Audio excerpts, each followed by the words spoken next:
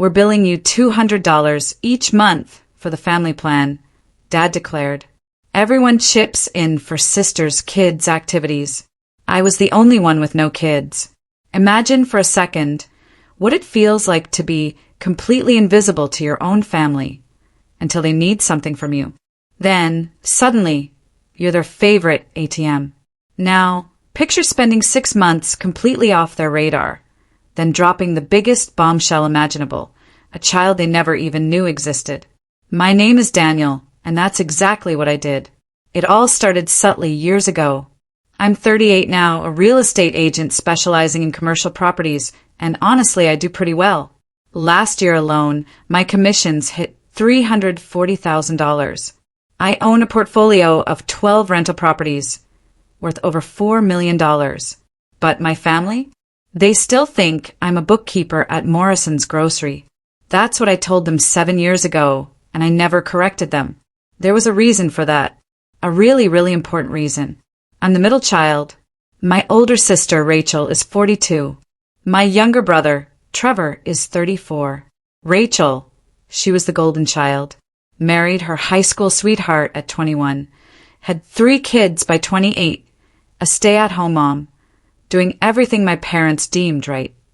Her husband, Mark, works in sales, decent money, but with 3 kids and everything, sports, music, tutoring, summer camps, they lived paycheck to paycheck.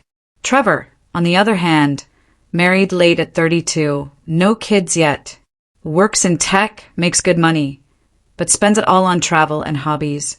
And me? I was the quiet one, the one who moved across town, married a woman my family barely met before the wedding, and didn't show up to every single Sunday dinner, the one they barely thought about. When I was 23, I was a bookkeeper at Morrison's. Hated it, but I learned. Numbers, budgets, property values, it sparked something. At 25, I got my real estate license. Started small, saved everything. Bought my first rental at 27, fixed it up myself. Used that income for the next, then the next. And all that time I kept telling my family I was still at Morrison's, maybe got a small raise. Nothing exciting.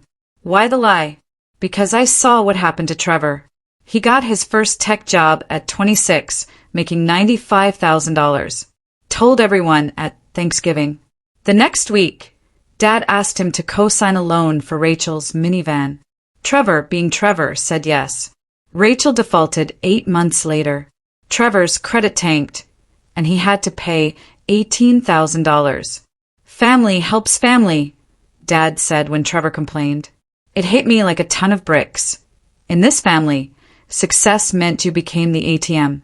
So I kept quiet, kept growing my business, and lived modestly. My wife, Sarah, understood. She'd grown up in a similar dynamic. Don't tell them, she said when I closed on my 3rd property. The moment they know you have money, you won't have money anymore. She was right. 3 years ago, Rachel's oldest, Emily, turned 12, and the activities exploded. Travel soccer, piano, tutoring, hockey, gymnastics. The costs were insane. Rachel constantly posted on Facebook, another $340 hockey tournament this weekend. Emily's piano competition in Nashville, $800 for the hotel alone. Always with a martyr emoji, always worth it for my babies. Mark's sales job just couldn't keep up. 2 Christmases ago, I heard them arguing in the bathroom, thinking the door was closed. It wasn't. Mark was desperate. We can't afford this. Something has to give. Rachel just brushed him off. My parents will help. They always do. Mark pushed back. Your parents are retired. They don't have unlimited money. That's when Rachel hit me with the gut punch. Then we'll ask Daniel or Trevor. I was standing there, holding a plate of cookies, frozen. Sarah appeared, whispered, "Walk away." I did. Last March, a text from Dad arrived. Family meeting. Important. Everyone needs to be there. Sarah had a work thing, so I went alone. Everyone was there. Mom, Dad, Rachel and Mark, Trevor and his wife Amy. Rachel's kids were at Mark's parents'. Dad laid out a printed spreadsheet in the middle of the table, like a legal document. "We need to talk about fairness," he began. I should have left then. He explained how Rachel and Mark were struggling with the kids' activities. These opportunities are important. They build character, futures, but they're expensive. Mom, of course, just nodded along. "So," Dad continued, "we've created a family membership program. Everyone contributes, based on income and family size." Trevor leaned forward, confused. "What does that mean?" Dad slid the spreadsheet. Mom and Dad, $150 a month. Daniel, $200 a month. Trevor and Amy, $250 a month. Rachel and Mark, $50 a month. "You too," he said, looking at Trevor and me, "don't have kids. You have disposable income. Rachel has 3 children. These costs are crushing them. Family helps family." There it was. The phrase. The weapon. Trevor exploded. "This is insane. We're saving for our own kids, for a house." Dad was unyielding. "You make good money. You can afford both." Amy stood up, furious. "This is manipulation. We're leaving." Mom's voice, quiet but devastating, cut through the tension. "If you leave, you're choosing money over family." Trevor and Amy left anyway. The door slammed. Then everyone looked at me. Sarah had warned me. "They'll frame it as helping the kids," she'd said, "not helping Rachel. That's how they'll get you." I stared at the $200 on my line. My 12 rental properties, my $340,000 income, my $180,000 in savings, my comfortable life. I thought about Emily, Josh, and Lily, my niece and nephews. I love them. I thought about becoming Trevor, exploding, fighting, and ultimately losing. A calm, cold voice came out of me. "That's fair," I said. Rachel exhaled, a relieved smile spreading across her face. "Thank you, Danny. This means so much." Dad reached across and shook my hand, beaming. "You're doing the right thing, son. I paid for 6 months. $1,200. Sent Venmo payments to Mom on the 1st of each month, and she distributed it. I went to Emily's piano recital in April, Josh's hockey game in May, Lily's gymnastics in June. Rachel posted photos on Facebook tagging me. #FamilyFirst, #blessed. Uncle Danny came to cheer on Emily. In the comments, "What a great brother. Family is everything." Nobody asked how I was. Nobody asked about my life. I was there to applaud, to contribute, to fill the role they'd assigned me. Sarah saw it, even when I didn't want to admit it. "They don't see you," she said one night in July. "They see a wallet." That August, exactly 1 year ago, I stopped. I stopped going to events, stopped responding to the group chat, stopped attending Sunday dinners, and I stopped sending the $200. On August 3rd, Mom texted, "Danny, we didn't receive your contribution this month. Everything okay?" No response from me. August 5th, Rachel. "Hey, Mom said you forgot the family membership. Can you send it today? Emily's competition fees are due." Still nothing. August 7th, Dad called. I let it go to voicemail. "Daniel, this is your father. I don't know what's going on, but we had an agreement. Your mother is worried. Call me back." I didn't call back. The group chat lit up like a Christmas tree. "Mom, has anyone heard from Danny?" Rachel, "He's probably just busy with work." Dad, "He's avoiding responsibility." Trevor, "Maybe he finally realized how messed up this whole thing is." Rachel, "Trevor, not now." Trevor, "I'm just saying." Mom, "This isn't about money. This is about family." I muted the chat. What they didn't know. Sarah was 6 weeks pregnant. We'd been trying for 2 years, 3 rounds of IVF, $47,000 in bills, heartbreak after heartbreak. When the test came back positive on July 18th, we didn't tell anyone. Not her parents, not mine. Nobody. "I want to make sure it's viable first," Sarah said. "I can't handle everyone's opinions right now."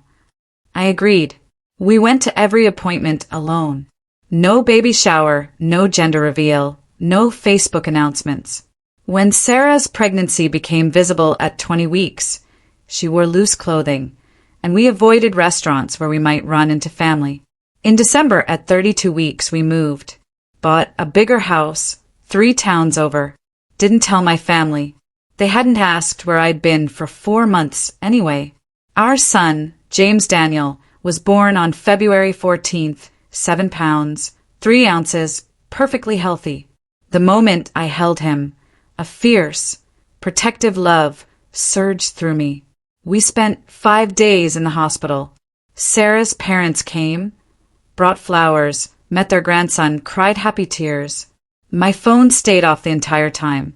When we got home, Sarah's mom had stocked our fridge. Her dad had assembled the crib. They held James, took photos, then left us to rest. Shouldn't you tell your family? Sarah's mom asked gently. Sarah looked at me. I shook my head. Not yet, I said. Sarah understood. Her mother didn't push. 3 weeks later, I was ready. I posted one photo on Facebook. James asleep in my arms. One caption, "Welcome to the world, James Daniel. Born February 14th, 2024. I tagged Sarah. I didn't tag anyone else. I posted it at 8:47 p.m. on a Tuesday. My phone started ringing at 8:48 p.m. Mom. Dad. Rachel. Rachel again. Dad again. Mom again. Text messages flooded in. Mom, Danny, you had a baby. Rachel, why didn't you tell us? When did this happen? Dad, this is unacceptable. Call me immediately. Rachel, I can't believe you kept this from us. We're your family. Mom, I'm coming over right now. Send me your address.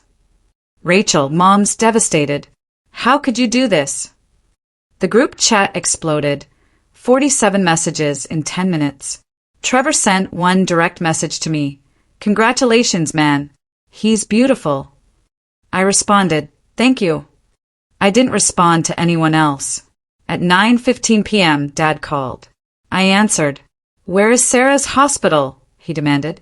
We're coming to see our grandson. My voice was calm. She's home. We've been home for 3 weeks. Silence. 3 weeks, he repeated, incredulous. You've had a son for 3 weeks and didn't tell your own parents? That's correct. Why? Because I didn't want to. That's not a reason.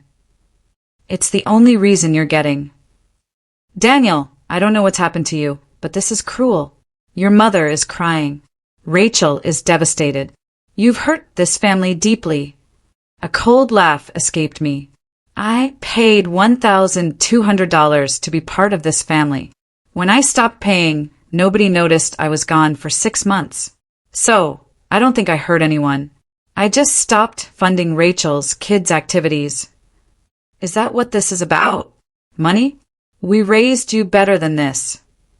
You raised me to believe family helps family, I retorted, the calm breaking. I helped. Then I realized I wasn't family. They treated me like the backup fund. So I withdrew. You're being dramatic. I had a son, Dad. 3 weeks ago. Nobody called to check on me in 6 months. Nobody asked why I wasn't at Sunday dinners. Nobody wondered if I was okay. You noticed when the money stopped. You didn't notice when I did. I hung up. My phone rang 31 more times that night. I turned it off. The next day, they showed up at my old address. My landlord called me. There are people here claiming to be your parents. They're demanding to know where you moved. Tell them you can't release tenant information. Already did. They're not leaving. Call the police if they don't leave in 10 minutes. They left in 8. Mom texted from the old address. We just want to meet our grandson. My response, no. Rachel texted, please, Danny, the kids want to meet their cousin. My response, the kids don't know he exists. You want to meet him? The answer is no. Dad texted, you're punishing us for asking you to contribute to family. My response, I am protecting my son from people who only value me for money. The group chat continued its meltdown.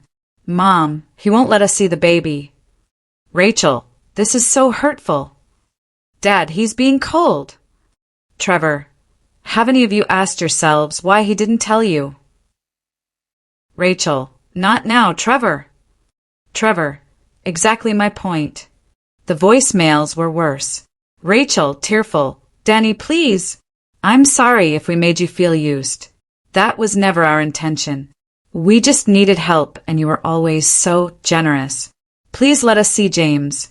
Emily made him a card. She's asking why you don't love us anymore. Mom, heartbroken. Sweetheart, I don't understand what happened. We love you. We've always loved you. Please call me. I just want to hear your voice. I want to hold my grandson. Dad, enraged. This has gone far enough. You're being selfish and immature. Family doesn't punish family like this. You need to grow up and let this grudge go. I deleted them all. Sarah listened to Rachel's before I deleted it. That's manipulative, Sarah said, using the kids. I know.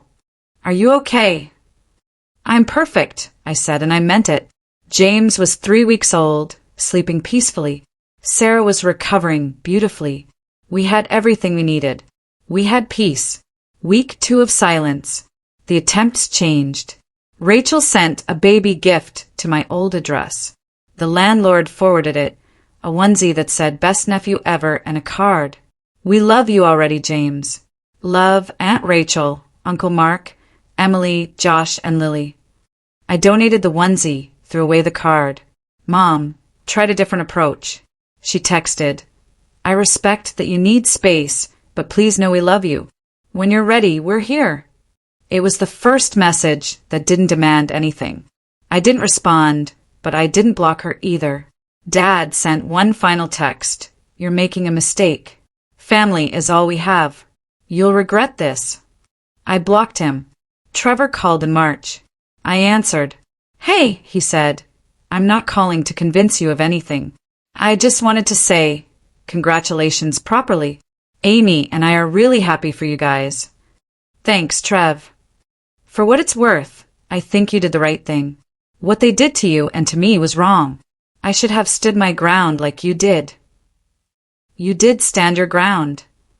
No, I came back, apologized, started paying $100 a month as a compromise.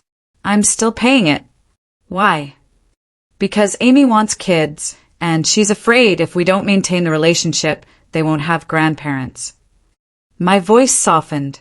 They'll have grandparents who teach them that love is conditional, that you're only valuable if you contribute financially, that boundaries are punishments. Silence. Yeah, Trevor said quietly. You're right. You don't have to keep paying. I know. I'm just not as strong as you. You are, I told him. You just haven't realized it yet. We talked for an hour about James, about his job, about everything except the family drama. At the end, he asked, Can I meet him sometime? James? Yeah, come this weekend. Trevor and Amy came Saturday, brought thoughtful gifts, held James, took photos, acted like normal aunt and uncle. Don't post these anywhere, I said. We won't, Trevor promised. They kept their word. 6 months passed. James grew, started smiling, sleeping through the night. Sarah went back to work part-time. Life was good. The messages from my family slowed, then stopped. In August, exactly 1 year since I'd stopped paying that family membership, I received a text from Mom. Your father had a heart attack. He's in ICU. I thought you should know. I stared at the message for 20 minutes. Sarah found me. What's wrong? I showed her. What do you want to do? She asked. I didn't know. Do you want him to die without meeting James? That was the question, wasn't it?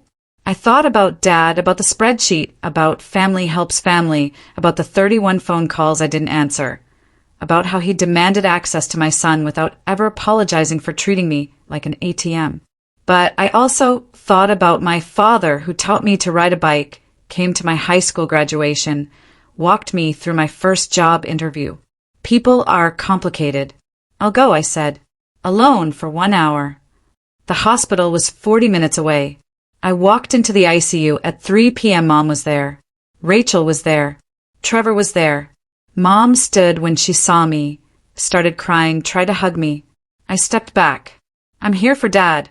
That's all. She nodded, sat down. Rachel stood. Danny, Not now. I walked into Dad's room. He was awake. Pale, wires everywhere, but awake. Daniel, he said, voice weak. Dad. You came. Mom said you had a heart attack.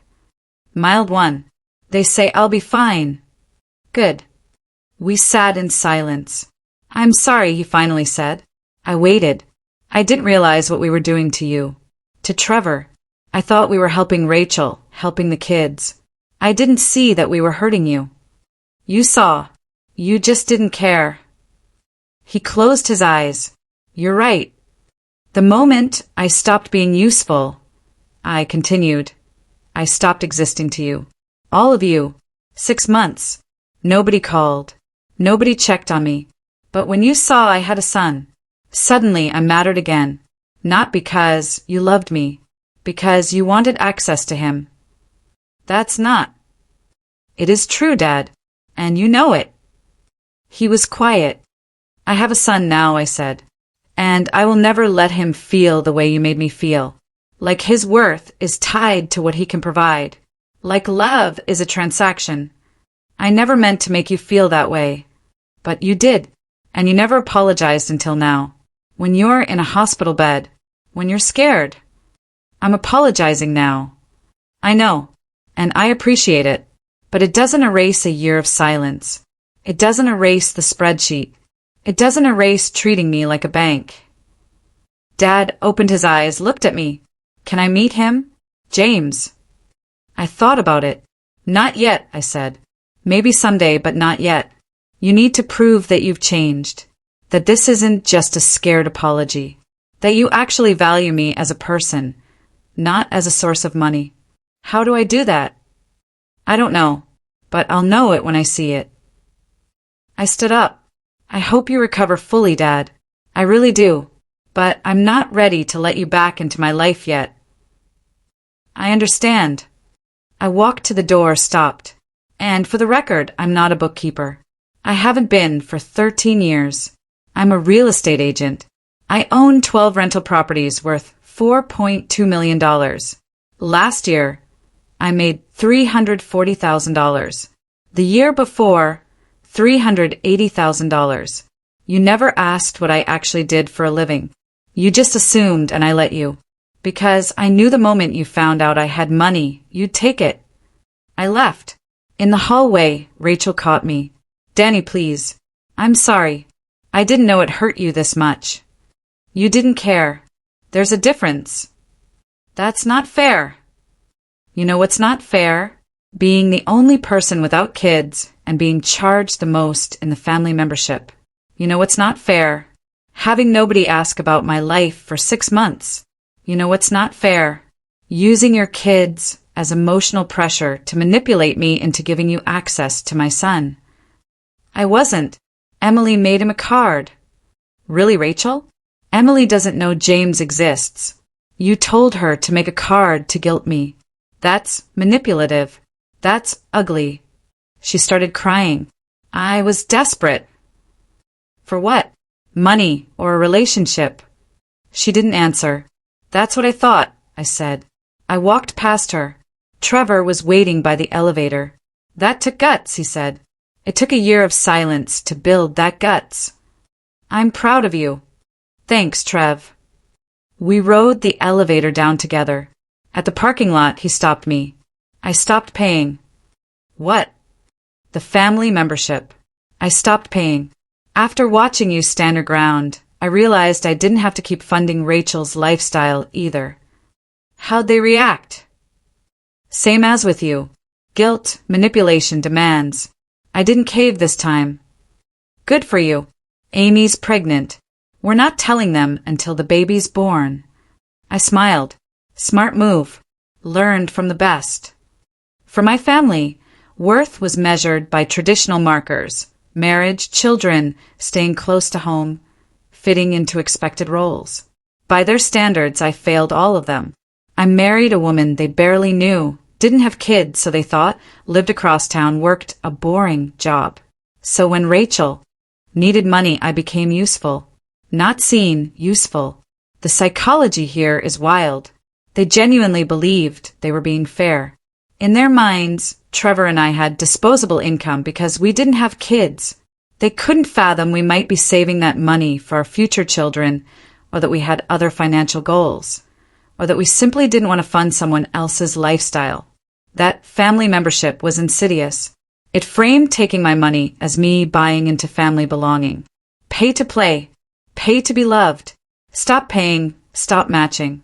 And that's exactly what happened. The moment I stopped sending money, I disappeared from their consciousness. 6 months. Nobody called. Nobody texted. Hey, haven't seen you in a while. Everything okay? The relationship was always transactional. The money just made it obvious. When James was born, and I didn't tell them, their reactions revealed everything. They weren't hurt because they loved me and felt excluded from a major life event. They were hurt because they felt entitled to access to my son, to my life, to my resources. Notice how none of them, except Trevor eventually, apologized for the underlying behavior. They apologized for making me feel used, not for using me. Big difference. What this whole experience taught me is that family relationships require the same boundaries that any healthy relationship requires. We're taught that family is different. That family gets unlimited access. That family deserves infinite chances. That blood is thicker than water, and you have to forgive family no matter what. But that's not true. It's a dangerous lie. Family members can be toxic. They can be manipulative. They can drain you financially, emotionally, spiritually. And you are allowed to protect yourself from that. You are allowed to say no. You are allowed to create distance. You are allowed to cut contact entirely. The hardest part is that it often doesn't look like abuse. It looks like helping. It looks like being there for family. It looks like contributing to your niece's piano lessons and your nephew's hockey tournaments. Who could object to that? But when help becomes expected, when boundaries become selfish, when your worth is measured by your willingness to fund someone else's choices, that's when help becomes exploitation. I didn't cut my family off because they asked for money once. I cut them off because they created a system where my value was tied to my financial contribution. And when I tested that by removing money from the equation, I discovered I had no value to them at all. That's the test. Remove what they're taking from you, money, time, emotional labor, whatever, and see if the relationship still exists. If it doesn't, it was never a relationship. It was a transaction. Here's what I want to know from you. Was I right to keep my son's birth a secret? Some people will say yes. My family had proven they didn't value me. So why give them access to my most precious relationship? Others will say no. Keeping a grandchild from grandparents, a nephew from aunts and uncles, is cruel regardless of the circumstances. 2 wrongs don't make a right. I don't know the absolute answer. What I do know is that I made a choice based on protection, not punishment. I wasn't trying to hurt them. I was trying to shield my son from people who might teach him that love is conditional, that worth is measured by what you provide, that boundaries are betrayals. But is that my choice to make? Or does my son deserve the chance to have grandparents, even imperfect ones? And where's the line between protecting your child and depriving them of family relationships? Drop your thoughts below. I'm genuinely curious what you think. Would you have done the same thing in my position?